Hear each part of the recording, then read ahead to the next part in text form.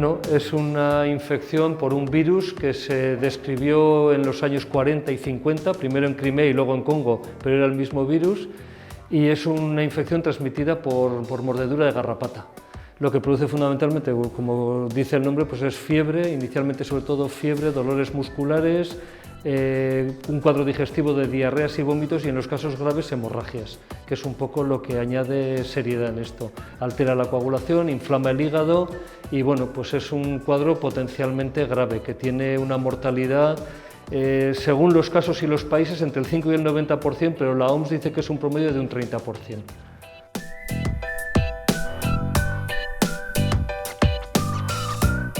Bueno, se contagia sobre todo por mordedura de garrapatas infectadas por el virus, no cualquier garrapata,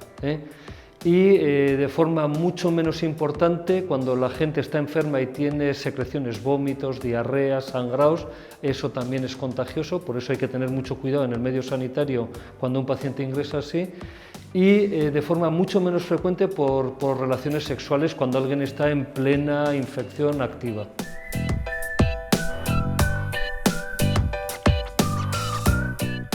Bueno, los casos que conocemos aquí, que son casos puntuales, en los últimos, el primer caso se describió aquí en el 2016, ha habido unos 9 casos, con este serían 10, la letalidad ha sido más o menos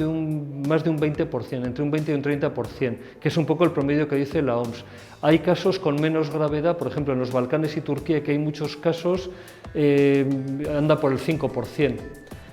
Hay distintos virus y distintas cepas probablemente con distinta gravedad, luego también depende del entorno sanitario y de los cuidados que tengas, ¿no?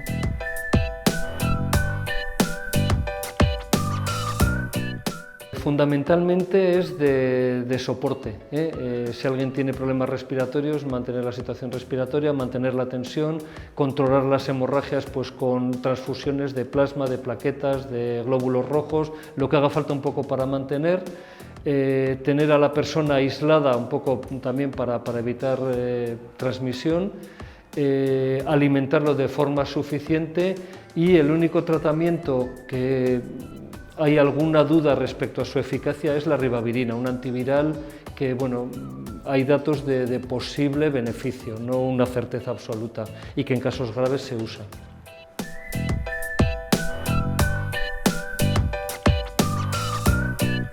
Bueno,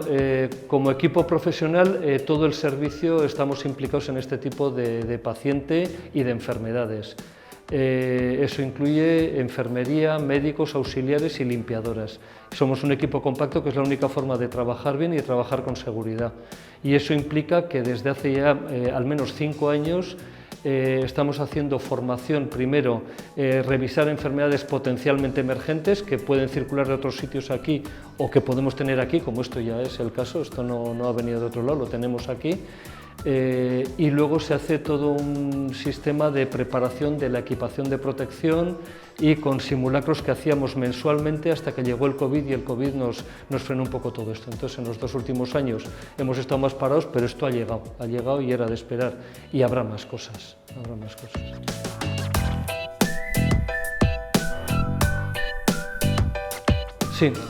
Sí, bueno, el caso que tenemos ahora en tratamiento es una persona joven, es un caso aislado, en principio tiene muchos datos a favor y lo cierto es que, como os comentaba antes, en los últimos 7 años ha habido 10 casos en todo el estado. Son casos aislados, siempre relacionados con sitios donde hay garrapatas infectadas por esto y que tienen relación con ganado o con animales salvajes. En la cornisa cantábrica no hay, porque las garrapatas también pues, son muy ecología dependientes. Entonces, bueno, en ese sentido, este paciente nos ha venido de otro sitio, pero bueno, era un poco lo lógico. Somos una de las unidades de referencia y nos tocaba asistirlo, ¿no? Y bueno, decir eso, que la enfermedad esta es poco frecuente, que va a seguir habiendo casos ocasionales como ha habido hasta ahora, que es muy importante manejarlo como lo estamos manejando para que no haya una transmisión y se convierta efectivamente en algo que no es un caso aislado, pero que hasta ahora tiene que ver con la exposición efectivamente a garrapatas que estén infectadas, que todavía pues, es algo muy ocasional y que socialmente pues, no tenemos un riesgo. Vamos.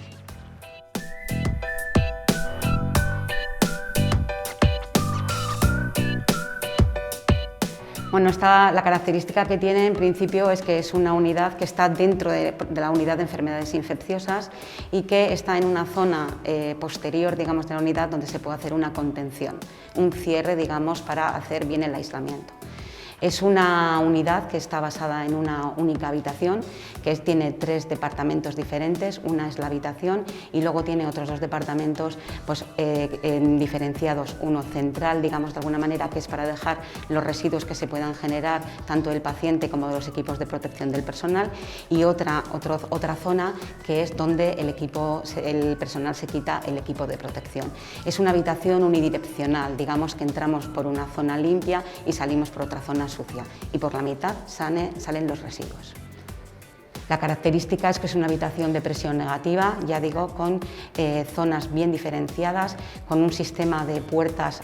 automáticas que actúan como esclusas, están enclavadas de tal manera que no se puede abrir una puerta hasta que no se cierra la otra, donde tenemos cámaras de vigilancia, donde tenemos interfonos para poder comunicarnos en todas las zonas y donde tenemos también una ducha de descontaminación de equipos de protección, aparte de un sistema de descontaminación de cuando el paciente pues se marche para poder descontaminar toda la habitación y dejarla limpia para poderla utilizar con otro paciente.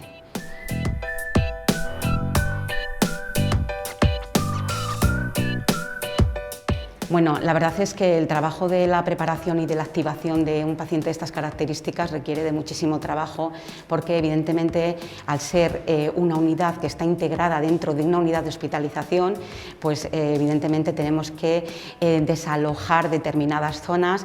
como he dicho, para hacer contención de ese paciente en una zona determinada. Entonces lo primero que se hace es liberar 2 habitaciones que de normal se suelen utilizar con pacientes que ingresan diariamente, se sacan esos pacientes de ahí y luego pues digamos que esas 2 habitaciones nos quedan para nosotros de soporte para poder dejar el material, para poder vestirnos con todos los equipos de protección, y luego tenemos que preparar toda la habitación. Es una habitación que de normal solemos tener bastante material porque hacemos mucha formación in situ dentro de esa habitación, entonces tenemos que sacar todo ese material, tenemos que calibrar todos los aparatos de laboratorio que tenemos, los monitores, si tenemos un aparato para intubar. Entonces se revisa todo, se revisa que la presión negativa funcione bien, se revisa que la ducha también funcione bien. Es toda una preparación de que cuando venga el paciente toda la instalación esté apta para ese momento.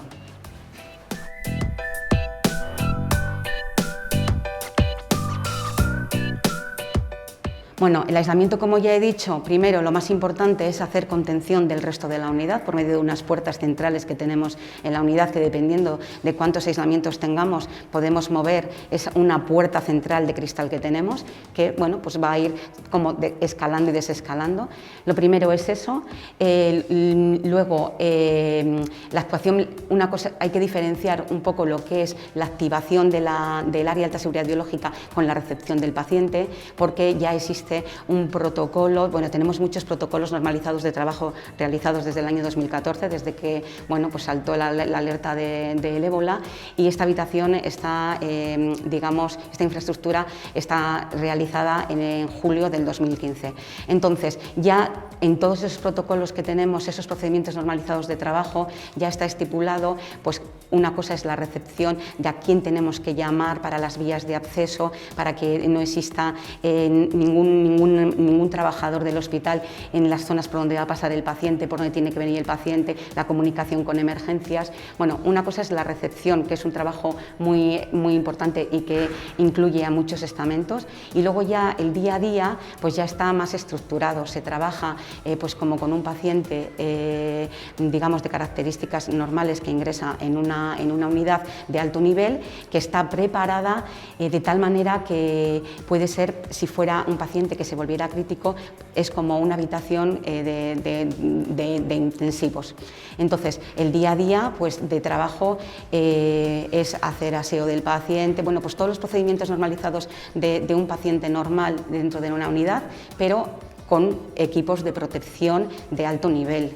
Porque, claro, dependiendo de cómo esté el paciente, los equipos de protección van a variar. van a ser de, bueno, pues de una categoría más baja o de una categoría más alta.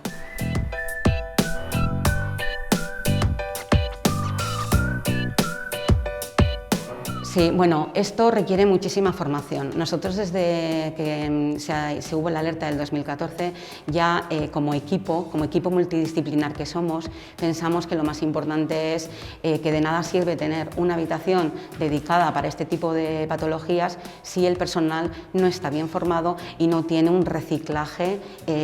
pues anual, bueno, mensual casi. Nosotros la verdad es que hemos hecho, desde el año 2014 hacíamos formaciones mensuales, excepto dos meses al año, que eran los pedidos, uno en agosto y otro en diciembre, por las vacaciones del personal, pero lo demás hemos hecho muchísima formación. Entonces, hemos hecho formación con equipos de protección, con procedimientos normalizados de trabajo, con formación teórica. La formación práctica también consiste en ver todo el circuito, por dónde se entra, por dónde se sale, cómo se gestionan los residuos, cómo se utilizan los equipos de laboratorio, cómo se hace el monitor. O sea, está todo milimétricamente detallado en los procedimientos normalizados de trabajo. Lo mismo que en los equipos de protección. En los equipos de protección, digamos que tenemos de diferentes categorías.